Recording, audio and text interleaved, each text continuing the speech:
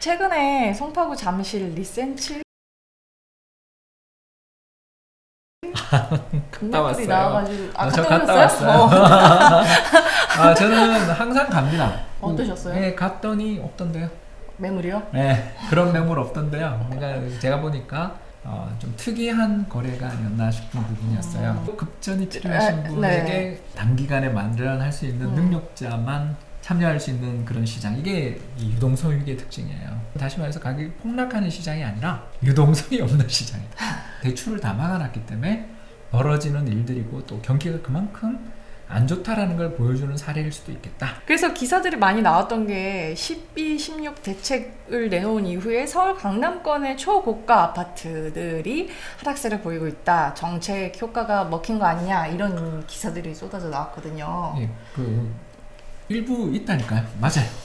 맞아요. 이 기자님 말씀대로 거래가 되게 힘들어지니까 네. 금매는 있지만 정상적인 거래라고 보기는 조금 어려운 부분들도 있지 않았나라는 생각이 좀 드는 부분이 있었다.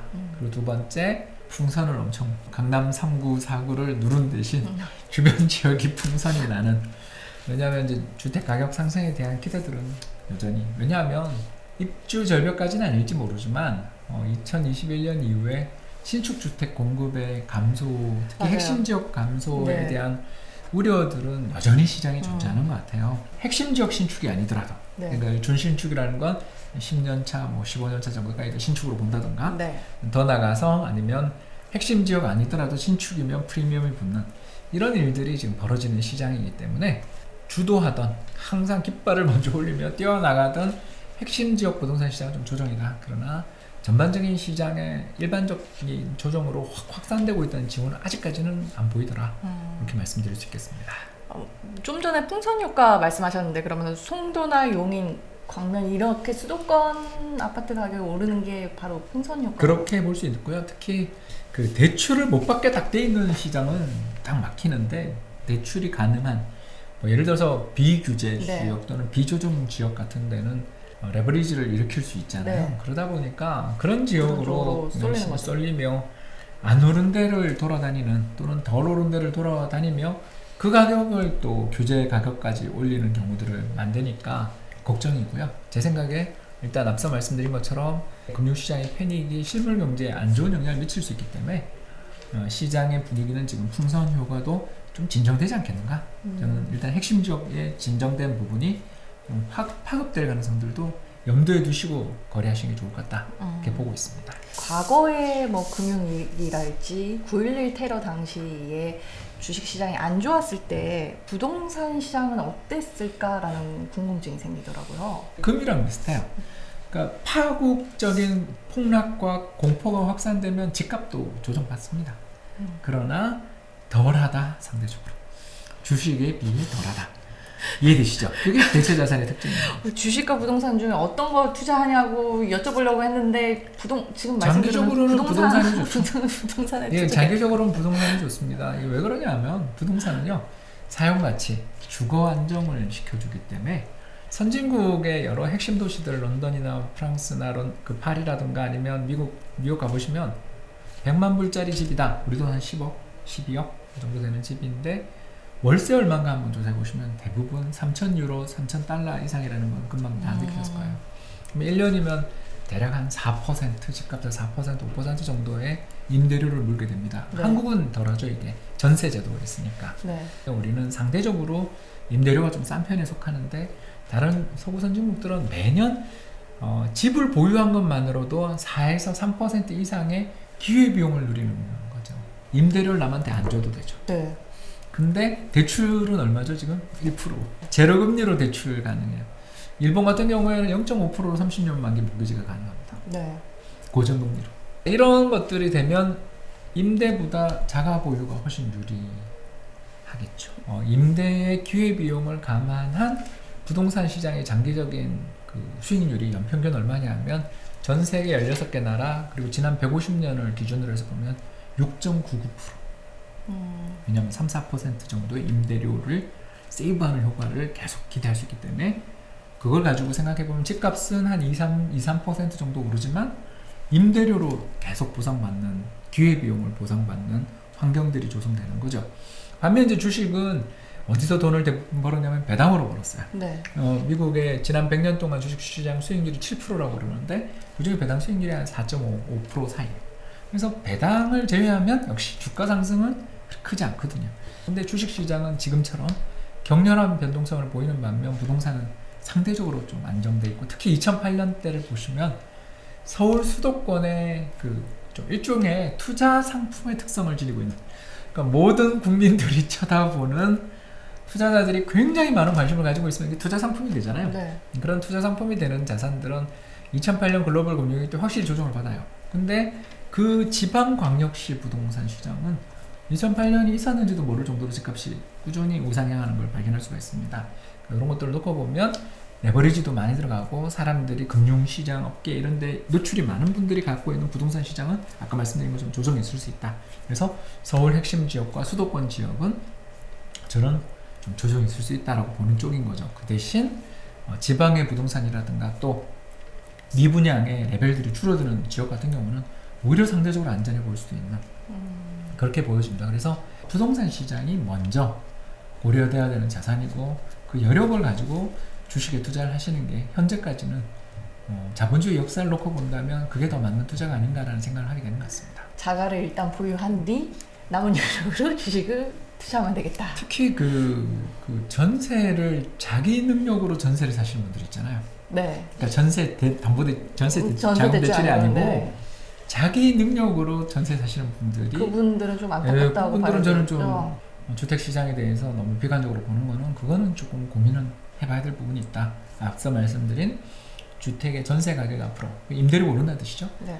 꾸준히 올라가는 또는 인기가 높아지는 직장이 그 주변에 있는 그런 지역들 같은 경우는 너무 고민하지 말고, 또 시장이 지금 제가 아까 말씀드린 것처럼 조정의 타이밍들이 오고 있으니까 그렇게 안 오길 바라지만 아무튼 아까 우리가 어떻게 될지 모른다고 우리가 전제를 깔고 시작했으니까, 네. 그렇다면 경제에 충격은 오고 경기에 민감한 수도권 아파트는 조정이 올 수도 있다라는 게 저는 생각하고 있고요. 그럴 때 또 그런 분들에겐 좋은 기회가 될 수도 있다, 이렇게 볼 수 있습니다. 그런 기회를 기다리고 계시겠네요.